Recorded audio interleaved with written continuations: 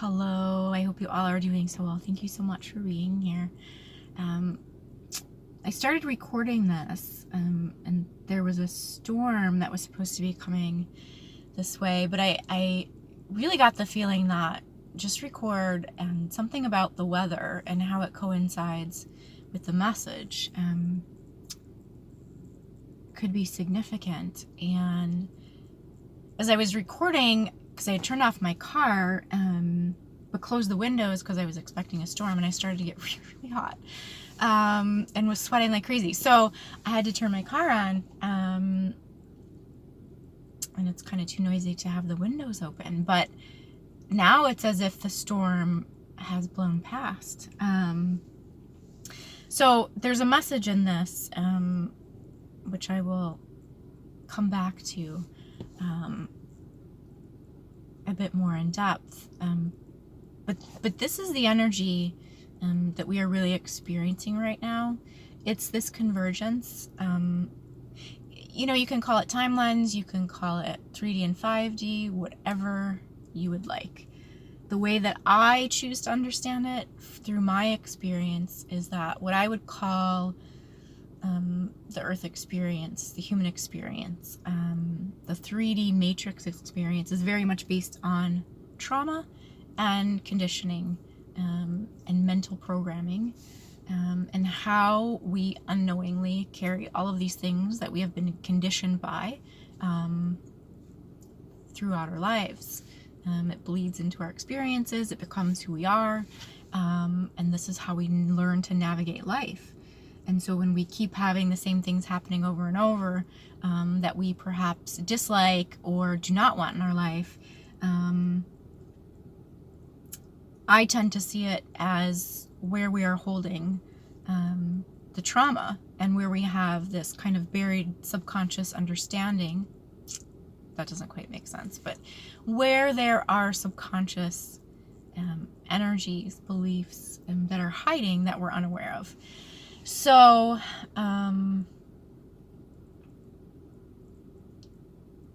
what I have been feeling lately is that those two options are totally available side by side. The option of what I choose to see as the past, the trauma web, the matrix, and then energy which is free and clear of trauma, free and clear of programming, free and clear of conditioning, and just organic to its source, to its origin. And that's how I would describe kind of this experience. We're not transcending the human body, we are transcending the human experience of trauma in this lifetime.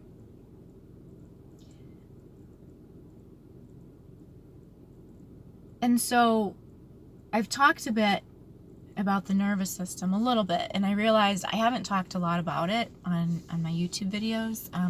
It's something I really have talked a lot about in the group sessions that I do, and I do these group light language sessions on Monday and Wednesday evenings. And it's an opportunity to just open up the energy and see what's going on from a very kind of just organic, there's nothing that is, I have no, topic or agenda or anything that is covered. It's let's just open and see where things are at. And so oftentimes, people who do attend find that it is kind of geared specifically to what they're feeling and experiencing at the time. And, what I have been kind of talking about too with these energies is that, the key to all of this really is the nervous system, and how the brain and the nervous system work together to create these stories and narratives by which we define our entire life and our realities, and how we really do have this capacity, once we understand the steps that the nervous system and the brain go through, once we understand the pathway, and how this all works, that we can really start to unravel that, to see the program that's running inside of us, and to start to make different choices once we have these awarenesses. And it's really not rocket science. It's really a matter of, first of all, owning our part, right? Like, people will say, okay, programming and mind control, you know, as if that's only happening to other people and not to us. And it's totally happening to us, inside of us. And I don't mean necessarily, you know, dark, negative energies beaming transmissions into your head and causing you to, like, say awful things or do awful things. I mean, mind control is also the fears that we have, right? That we were established in childhood because of experiences that we had. The emotions that we tag onto that when we experience those emotions, how this gets triggered again, and the narrative that we have created around that, that we continue to play out, you know, because it's very well coded and written into the cells of our body. You know, this vagus nerve is just completely fascinating to me.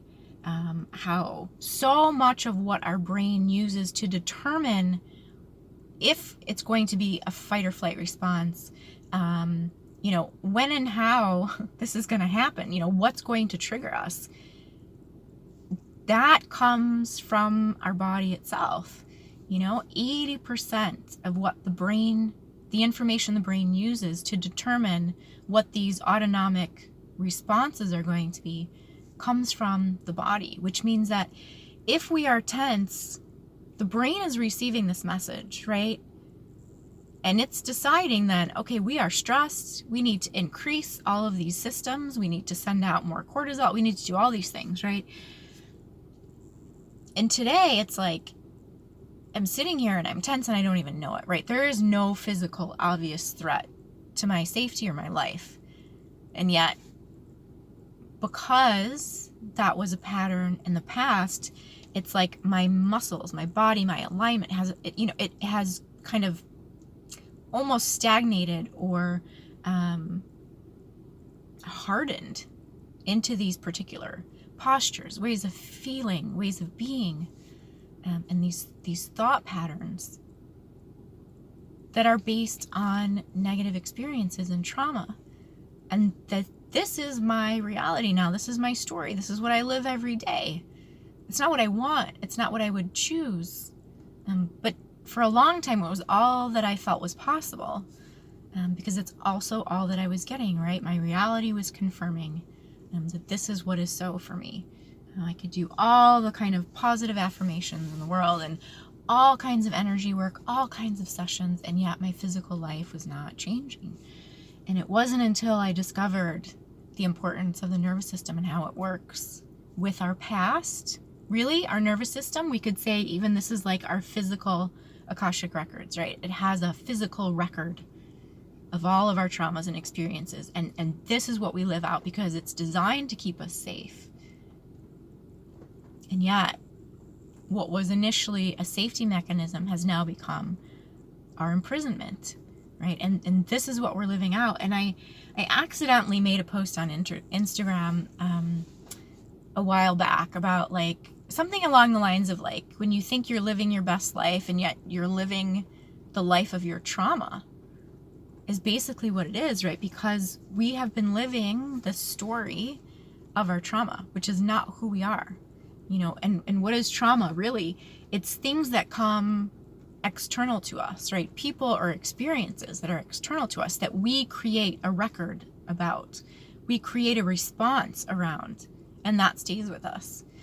You know, so if we want to have a different experience, a different response to things, we have to understand how this is created in our body in order to reverse that out. You know, it's really, I always see it as the process of reverse engineering, right? We take what we know about what we don't like.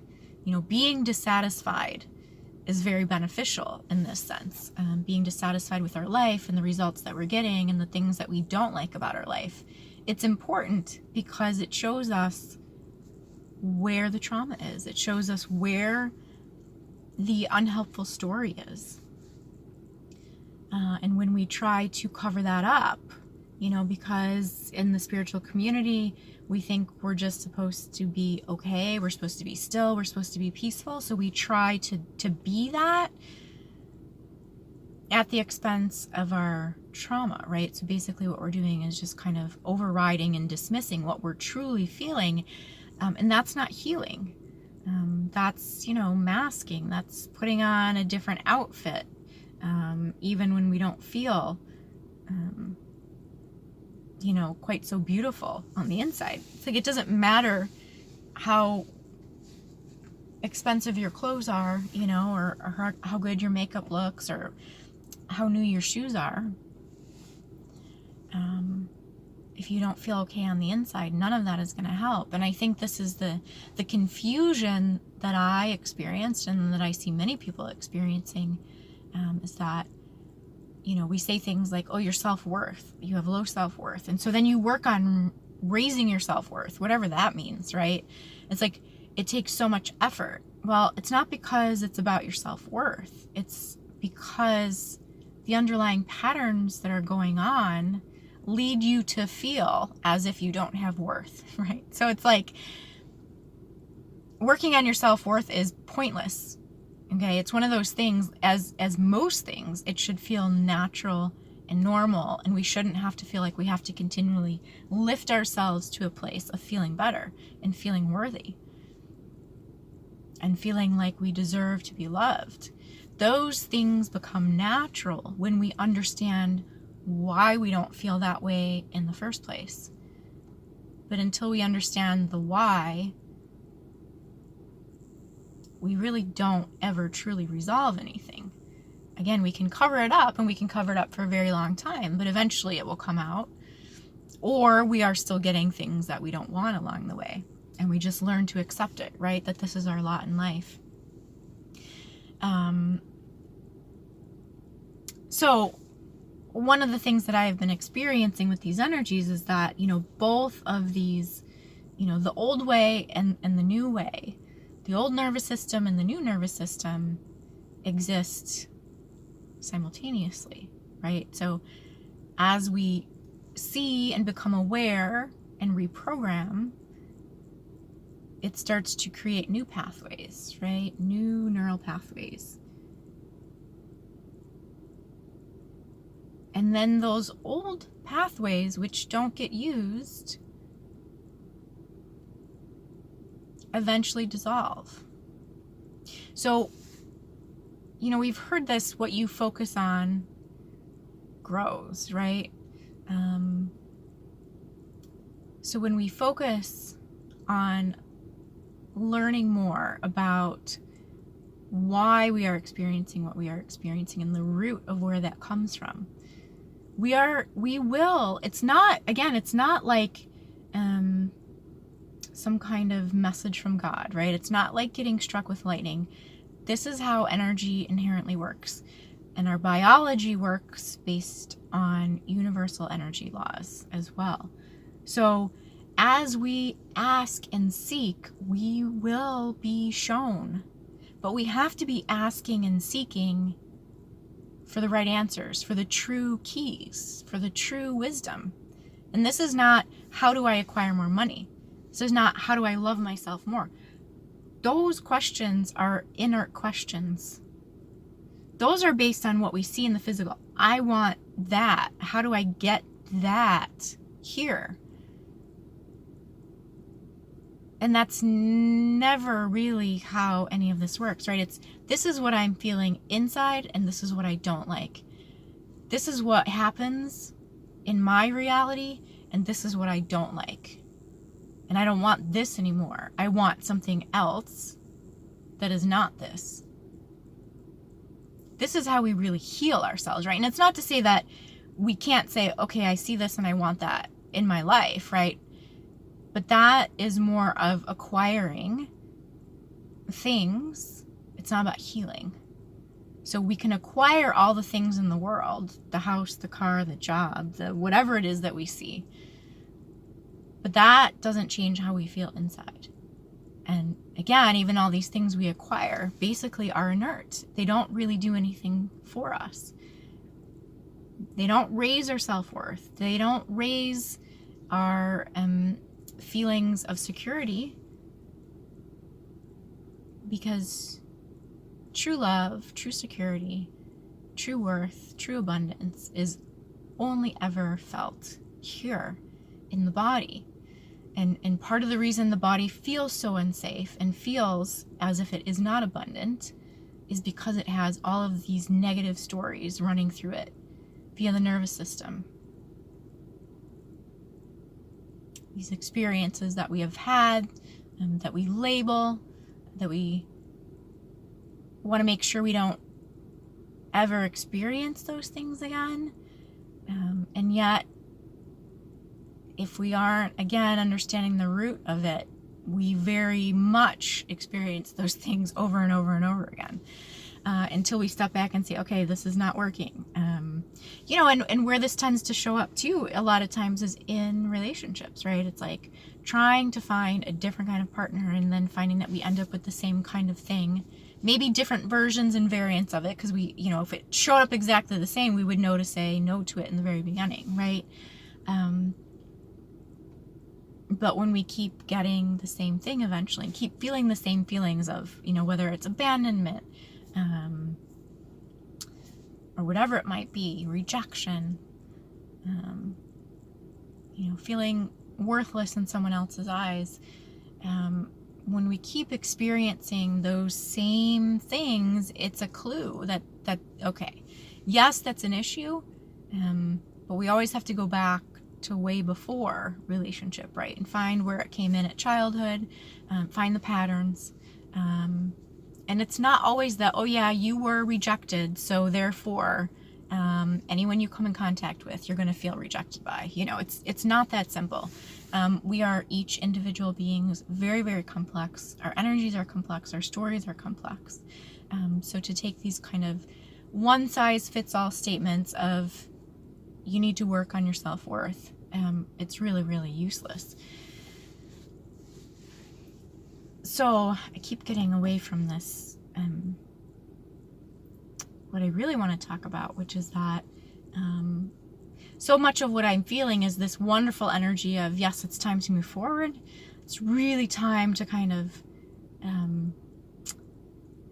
almost feel all of this, what we've always known energetically, right? In terms of how the world is supposed to be, how we're supposed to feel abundant, how we're supposed to feel this love. It's really time to embody that and embrace it. And we can take steps to do that every day. And one of the things, again, I've been telling people is, well, we need to focus on where we are resisting, right? Like, what are the things that we have been putting off and resisting, because that's kind of where our trauma is. And that's where we need to go, is to face those things, right? So physically, we can take those steps to start living a different life. And I think for most of us, we've had things on the back burner for a very, very long time, for many, many, many years. And even if we tried to address them, or we were aware of them on some level, it's almost like it didn't really matter. It was just kind of like, throwing things that didn't stick. And it was much more frustrating and really not getting us anywhere. Yet what I'm finding now, for whatever reason, again, planetary energy, whatever it might be, things are really starting to shift if we are applying the work in the physical, taking steps and actually doing things. Even though we may have, even just 6 months ago, right? Like, well, I tried that and it didn't work. It's like, well, we have to try again now. Things are very different.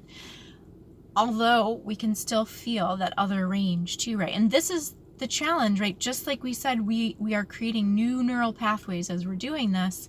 That old one is still there, and that it's always available, right, to go back to, until we finally do enough on this side in the new way to override that, right, and make this pathway obsolete and useless, right? So this is what we're feeling in the energies too. It's like there is availability here. There is the opportunity to do things differently.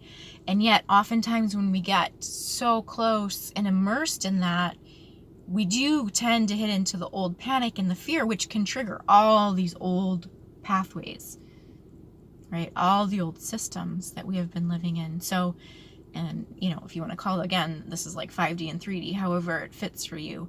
But it's like, this is where people say, I feel like I'm living in both worlds. Well, technically you are, even in your body, right? Because you're trying to establish new pathways and the old ones are still there.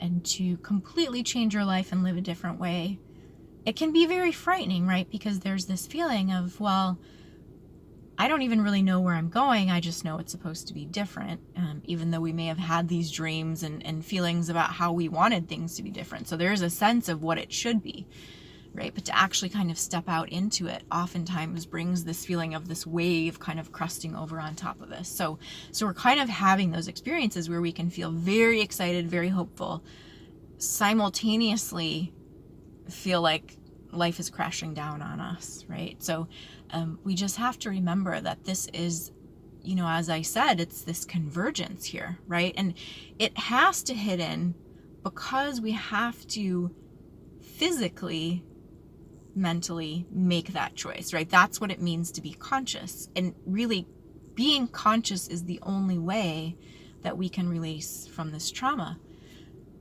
Although, side note to that, because I was thinking about this the other day, I'm learning so much about this vagus nerve, and I thought, there's no way I'm going to make my kids sit and watch, like, there's no way that they're going to be able to sit and watch all this. Like, the information would just be so boring to them, and I don't really think they would pick up on it. But what dawned on me was that, but see, this is where the energy starts to come back. And the energy is always a part of it, right? But when we talk about energy just as spiritual energy that's going to fix everything in the world, this is where I have an issue, because that's not how it works. We have to do it internally in our body. We have to understand our traumas, right, in order to do this. And yet, as far as I can feel with my children, what is happening is that as I start to calm my nervous system, right, and I don't react in the same old ways to them that I used to, and I see the patterns that I have been perpetuating, and I behave differently towards them, they are also starting to relax, right? Because we know that this gets passed on from the parent to the child and on through the generations. And it's not just biologically or just physically as being parents to the children. There's a greater energetic architecture at play as well. This kind of parental archetype. Why does this get passed on? Why are we not each born as individual sovereign beings? Well, there's a reason, because it's the harnessing, right, of the trauma, which creates fuel for the matrix system. So there's a very valid reason that all of this exists in the physical. Not valid to us, of course, but to other energies or people who want to harness that and kind of ride that wave. But so, yes, we have to do the inner work, but that isn't to say, others, how do we want to say this? Well, there's a couple things. So, as I was speaking about my children, right? So, as I change, they are also starting to shift their nervous systems, because they are learning that they don't, it is subconscious. They are subconsciously starting to understand that they do not have to be as on guard as they were in the past, which is beautiful, right? It's wonderful that we don't all have to sit and do the specific work side by side in order for there to be change. And yet we each do have to understand our specific issues, right? If they are trigger points for us, if we are having specific things that continuously show up in our lives, and there are certain people who are ready to shift, let's say, in our realities, and are ready and willing, and they do learn, it is the nervous system, that energetic field that creates, right? And then, but we do have such subtle, right? And this is the nervous system itself, though, too, that picks up these things that we don't even realize, right? Facial expressions, movements, that maybe perhaps other people wouldn't even see, but to us it's a cue, right? So, and that's all part of the nervous system. And so even just by being near each other in this way, as these things start to settle down, there is a huge shift that occurs. But there are individuals who are deeply rooted in their trauma, in that, I suppose it comes up the most if we start to talk about narcissists, right? Like, there is something that they get. It serves them to be in their trauma. It serves them to be in their wounding, right? And until they become dissatisfied with that in their life and that way of being, it's really challenging for somebody to shift out of that. So, it's not to say that people can't change, but there are many people in this world who, well, why should I? Because I'm doing just fine like this. Like, it's serving me and I'm okay with this. So, and that can be challenging, and we have to be careful with that too, because those are the kinds of people that it is hard to be around, or that can trigger us and throw us into these old responses. But I see it all as kind of, a laboratory or a training ground, because how do we really learn what our triggers are if we are just avoiding them, right? And I've never felt that the answer is to go and isolate from society. I think for a while it was necessary because it was so challenging, but I don't feel that is any longer the case. And what I am really seeing is that, choosing to isolate is because we don't understand how to deal with what we are feeling coming up inside of us. And of course, everyone's different, right? So we have, not everybody is in the same place. So there's, again, many, many different components to all of this. But, overall, the point being that the opportunity is really here. We can heal. It's funny how it wanted to come out at a severely deep level right now. And perhaps this is what people are experiencing, that the healing is severe. It is so deep. It is so deep in the cells, so deep in the nerves, that it's like poking, digging to get those thorns out. And sometimes the digging is worse than the actual thorn itself. So just know that if you're experiencing this, you're right on schedule, exactly where you're supposed to be. So I'm going to leave that here. I hope you all have a wonderful rest of your day. Take good care.